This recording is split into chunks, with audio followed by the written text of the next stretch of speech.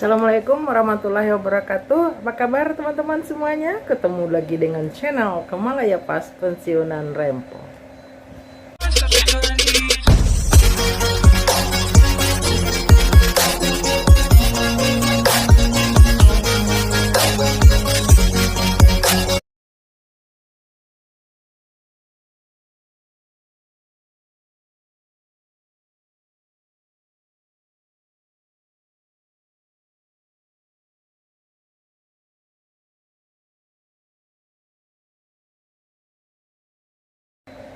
Untuk teman-teman yang baru bergabung, yang belum kenal, kita kenalan dulu ya. Aku Dokter Kemala, tapi udah pensiun. Jadi pensiunan dokter yang masih senang untuk berbagi kalau bisa.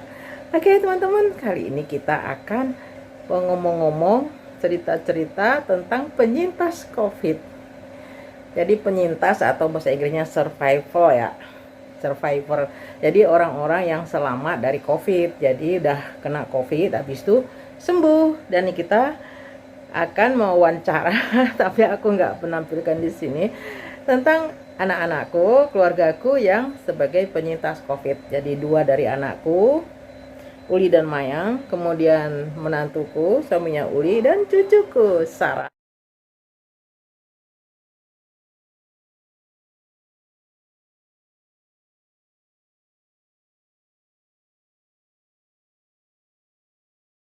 Ya, mereka semua kena COVID. Mungkin awalnya dulu Uli bertugas di IGD, RSUD, kemudian menular ke Sarah, dari Sarah menular ke ayahnya, kemudian menular ke Mayang ya, adiknya. Jadi mereka semua sekarang udah sembuh, mereka semua udah kita udah berkumpul lagi, udah sering ngumpul-ngumpul lagi, tapi akunya aja yang cerewet. Jangan minum bareng-bareng dulu. Karena itu kebiasaan ya anak-anakku, kalau minum apa, ayo cicip, makan apa cicip gitu. Tapi aku masih agak parno aja. Walaupun menurut Kemenkes ya, bahwa kalau udah 14 hari virus itu udah mati dan tidak menular lagi. Tapi akunya aja ya. Walaupun kita udah nggak pakai masker lagi kalau lagi ngumpul, karena nggak sering ngumpulnya makan ya. Jadi ya udah kita nggak pakai masker, cuma nggak boleh minum bareng, makan pakai sendok yang sama. Akunya yang cerewet. Kalau Uli Mayang mah kayaknya udah tenang aja gitu ya. Sekarang kita mulai, sebenarnya apa sih yang dirasa oleh pasien-pasien COVID? Apa aja sih yang diserang oleh virus COVID itu di organ-organ tubuh kita? Jadi rata-rata semua mereka itu mengalami sakit kepala. Ya, ada yang hebat sekali, ada yang berat aja kepalanya, tapi umumnya merasa sakit kepala. Itu berlangsung antara 2 hari, 3 hari ya, dan demam. Demam juga nggak sama, jadi masing-masingnya ada yang demamnya cuma sehari, 2 hari, ada yang sampai 4 hari, ada yang sampai seminggu ya. Jadi berbeda-beda, dan demamnya juga tingginya nggak sama ya.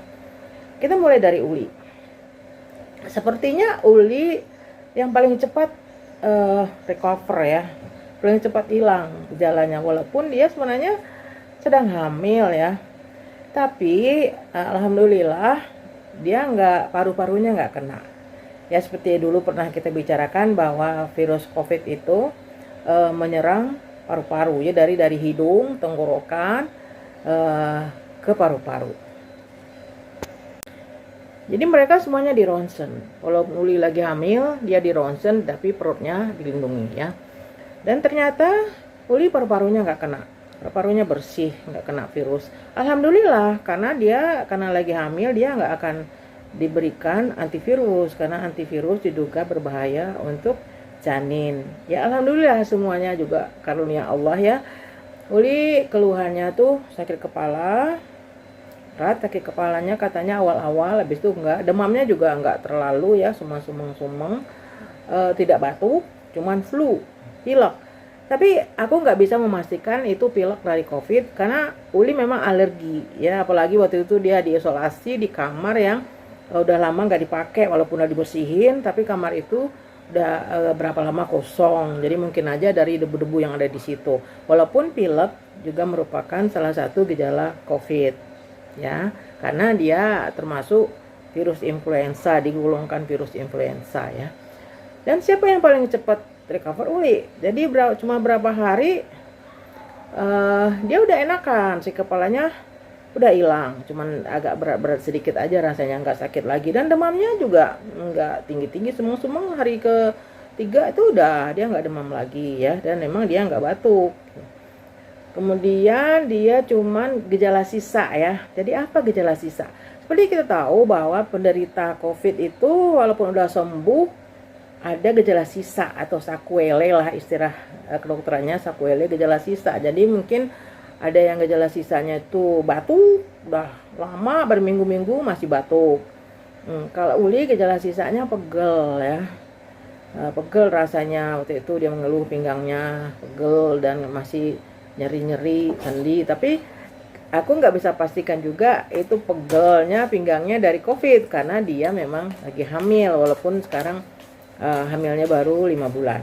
Ya. Dan alhamdulillah ya, kita kan khawatir ya ada pengaruh virus terhadap kehamilannya. Alhamdulillah udah diperiksa, bunyi jantung bayinya bagus, udah mulai ada gerakan-gerakan. Alhamdulillah banget ya. Dan sekarang setelah berapa hari ya, seminggu setelah dia isoman, dia udah nggak apa-apa, nggak ada, boleh katakan nggak ada keluhan lagi. Malah dia udah mulai bertugas lagi ya, udah jaga lagi. Karena dia nggak bisa diperpanjang cutinya, berhubung karena petugas banyak yang kena COVID. Cuma sekarang dia nggak ditempatkan di IGD lagi, tapi di ruang rawat. Jadi dia nggak terlalu harus mundar-mandir, nggak selalu harus berkontak dengan pasien-pasien ya. Jadi cuma sewaktu-waktu harus kontrol pasien atau ada pasien yang perlu bantuan, kayak gitu ya.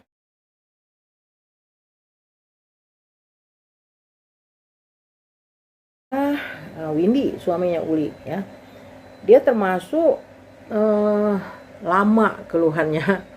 Demamnya lama sampai seminggu ya waktu itu, walaupun nggak tinggi tapi masih turun naik. Seminggu masih turun naik demamnya, dan batuknya lumayan lama sampai sekarang masih batuk. Itu udah berapa ya mereka keluar isoman itu, lebih dari seminggu ya, dia masih batuk sampai sekarang. Cuman nggak seperti dulu, batuknya cuma muncul kadang-kadang, tapi masih batuk. Windy orangnya sangat khawatir ya, dia gelisah karena Sarah sakit, jadi mungkin lebih banyak stres ya. Itulah ya, walaupun misalnya seorang penderita COVID itu udah sembuh dan juga swabnya udah negatif, tapi efek ke paru-paru itu masih bertahan ya. Malah kadang-kadang kerusakan parunya nggak kembali seperti semula, nggak bisa disembuhkan, jadi masih ada sisa. Jadi kayak semacam kalau kita luka gitu, semacam jaringan parut ya, jadi masih ada bekas kayak gitu ya. Kemudian Sarah Sarah yang termuda di antara mereka. Sarah itu demam cuma 2 hari. Demam, dia sempat muntah, tapi setelah 2 hari udah paling demamnya sedikit-sedikit. Cuman dia udah lincah lagi setelah 2 hari, walaupun matanya masih sayu, dia udah mulai loncat-loncat lagi. Dan makannya bagus ya, walaupun gak selahap seperti biasa, tapi dia tetap bisa makan. Gimana? Nah, masa belajar. Ya, dikit-dikit. Dikunyah ya anaknya, nanti kesedek. Kunyah pelan-pelan. Hari terakhir isoman mereka keluar, dia udah mulai lari-lari ya, tapi di kamar dia juga loncat-loncat. Waktu matanya masih sayu aja dia loncat-loncat. Apalagi sekarang ya, sekarang udah lincah. Kayaknya Sarah nggak mempunyai gejala sisa atau sakuele. Jadi dia sembuh sempurna. Padahal paru-parunya juga waktu itu di ronsennya kena ya, jadi kena paru-parunya. Tapi alhamdulillah sekarang dia sehat, alhamdulillah sehat walafiat, nggak ada keluhan apa-apa sepertinya, lincah, berisik masih.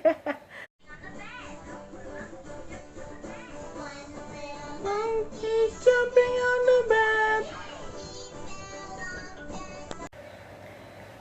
Sekarang kita pengen tahu ya, apa bedanya, ada nggak sih manfaatnya vaksin gitu ya. Jadi anak-anakku semua udah divaksin, sama menantuku juga udah. Cuma ada teman Mayang waktu itu sama-sama dirawat, dia belum divaksin. Aku tanya, kalian bedanya apa sih kira-kira? Mayang beranggapan begini, temannya yang belum divaksin gejalanya lebih berat, jadi demamnya lebih tinggi, batuknya lebih keras, dan lemamnya turunnya juga lama ya, lemesnya lama, dan nafsu makan hilangnya juga agak lama. Mengenai itu anosmia ya, anosmia maksudnya penciuman. Sebenarnya yang paling patognomonis dari COVID itu yang adalah anosmia. Jadi bedanya dengan influenza yang lain, secara ringkas gitu anosmia ya. Walaupun mungkin dari ronsen beda ya. Kalau flu biasanya nggak sampai ke paru-paru, tapi kalau flu COVID sampai ke paru-paru. Tapi kalau kayak flu burung, SARS itu juga sampai ke paru-paru ya. Jadi yang lain tuh nggak ada anosmia, cuman COVID ada anosmianya. Walaupun ada yang bilang ya anosmia lah apa, ini melenceng ya. Dokter Wis bilang ya orang flu ya iyalah penciumannya hilang, itu bukan karena COVID, virus COVID nggak ada. Beda ya, kalau orang flu penciumannya hilang bukan hilang, tetapi karena hidungnya mampet ya enggak, jadi hidungnya ketutup, jadi dia nggak bisa mencium. Tapi pada COVID walaupun dia hidungnya nggak mampet, tetap dia nggak bisa mencium karena saraf-saraf penciumannya yang terganggu ya. Beda ya, jadi bukan karena sumbatan, tapi karena saraf-saraf penciumannya yang terganggu. Nah, makanya dia nggak bisa mencium. Itu juga beda-beda di antara mereka. Uli 2 hari udah hilang, kalau Windy agak lama. Habis itu Mayang juga cepet, walaupun Windy agak lama tapi nggak lama banget ya. Kemudian Mayang cepet juga. Dan temannya yang belum divaksin itu lama ya, makan sampai dah keluar dari tempat isoman dia masih belum balik dengan sempurna, yaitu penciumannya ya. Kalau kita perhatikan ya, kadang-kadang mungkin juga ada pengaruh dari psikis ya. Maksudku gini, orang-orang yang semangatnya bagus, psikisnya dia juga santai, itu lebih cepet ya. Kayak di antara mereka, kalau Uli memang orangnya itu gimana ya, dia tuh selalu semangat, selalu positive thinking. Jadi kayak itu aja lah aku cerita, waktu dia nggak bisa mencium aroma tapi dapat kiriman ayam Kentucky, dia tanamkan di pikirannya bahwa ini enak gitu ya. Karena dia tahu ayam Kentucky enak, jadi dia makan banyak ya, dan nafsu makannya nggak hilang karena otaknya menanamkan bahwa itu enak, walaupun dia nggak ngerasa apa-apa ya, nggak ada mencium apa dan nggak merasa apa, tetap aja habis 1 porsi ya. Dan Sarah kita lihat, anak kecil kan nggak ada stresnya ya, nggak ada stresnya dia. Jadi paling kalau nggak enak badan dia gendong, rewel sebentar, habis itu udah ya. Kalau nggak kepikiran dia, oh ini COVID loh, aduh ini gimana nanti aku gini, nggak ada kan. Dia kan nggak ngerti COVID, nggak ngerti, dia taunya cuma dia meriang, demam, dan mungkin nafsu makannya berkurang ya gitu aja. Tapi karena memang dia biasanya makannya bagus ya, nafsu makannya biasanya bagus, jadi nggak pengaruh banyak juga disuapin, dia makan aja walaupun mungkin nggak selahap biasa ya. Jadi kita bisa ngambil kesimpulan di sini bahwa semangat, pikiran positif itu juga bagus, yaitu mempercepat penyembuhan. Jadi kalau misalnya khawatir, apalagi ada yang nggak divaksin, waktu itu mungkin nggak percaya vaksin atau belum dapat giliran vaksin, begitu kena langsung aduh aku belum divaksin, aduh gimana, berat nggak apa nggak, jadi itu juga memperburuk keadaan gitu. Sekarang apa yang harus dilakukan pada pasien yang sembuh dari COVID? Apakah bisa langsung beraktivitas, apa bisa langsung bekerja, apa pengobatan udah langsung berhenti? Itu tergantung ya. Jadi kalau misalnya masih ada gejala sisa, terutama kayak pernafasan gitu, jadi harus latihan dulu. Jadi latihan pernafasan seperti aku udah bicarakan dulu. Jadi tarik nafas yang dalam, ditahan sebentar, kemudian tarik melalui hidung, tahan sebentar, dan lepaskan melalui mulut ya. Untuk pasien-pasien yang masih ada keluhan pegel-pegel, misalnya nyeri-nyeri otot, cepat capek, nah itu mungkin mulai olahraga ringan ya, senam ringan aja, mungkin jalan-jalan, kemudian menggerak-gerakkan otot tangan, kaki dan sebagainya. Jadi kayak semacam fisioterapi ya, jadi dikembalikan fungsi-fungsi ototnya seperti semula. Mungkin selama isoman dan selama nggak enak badan, dia kan mungkin banyak tiduran, kurang bergerak, jadi digerakkan lagi, diolahragakan lagi, walaupun ringan-ringan aja dulu, jangan langsung dipaksain ya, untuk mengembalikan fungsi organ tubuh kita kembali seperti semula. Dan makan, ini makan harus banyak banyak dan lengkap gizi, walaupun mungkin rasa atau penciuman belum kembali seperti semula, belum sempurna, tetap diusahakan ya, vitamin tetap dilanjutkan, sayur-sayuran, buah-buahan, dan kalau misalnya males ya usahakan makanan cair ya. Kalau misalnya gini, misalnya males makan buah, males makan sayur, di jus aja supaya lebih banyak volumenya yang bisa kita makan ya. Seperti itu kira-kira. Jadi olahraganya tergantung dari kebutuhan fisik kita sendiri. Jadi nggak bisa begitu udah sembuh udah langsung harus beraktivitas seperti semula, jangan. Jadi namanya orang sakit, kita tahu bahwa virus ini tidak hanya menyerang paru, tapi juga darah, ada yang ke jantung, ada yang ke otot, ke saraf dan sebagainya. Dulu kan aku pernah bicarakan tentang D-dimer ya, jadi faktor pembekuan, maka mungkin masih ada bekuan darahnya mudah membeku, ada sumbatan-sumbatan di organ-organ, dan itu harus dikembalikan seperti semula ya. Jadi pelan-pelan aja, tapi insya Allah pada pasien-pasien yang cuma butuh isolasi mandiri itu tidak terlalu berat ya, karena kalau itu berat mungkin dia akan butuh perawatan, butuh dirawat di rumah sakit ya. Sekarang ada pertanyaan, untuk apa sih sebenarnya isolasi mandiri?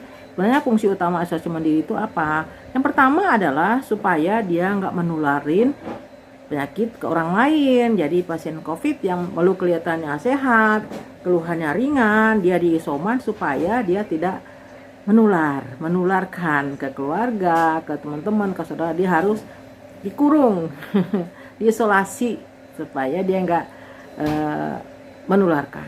Kemudian apalagi yang kedua adalah istirahat. Jadi supaya dia bisa istirahat, bahwa tubuh kita untuk sembuh, daya tubuh kita untuk bisa bekerja maksimal, tubuh kita harus istirahat. Jadi itu dua fungsi utama dari isolasi mandiri ya.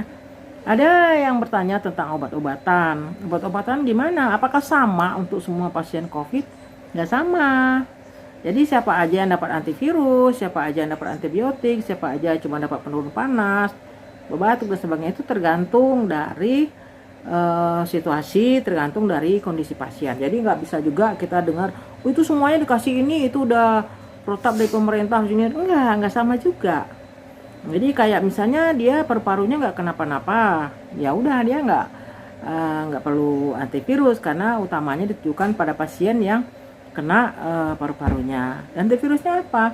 Memang karena belum ada antivirus yang khusus untuk COVID, maka memang dipakai antivirus yang untuk influenza. Kok bisa begitu?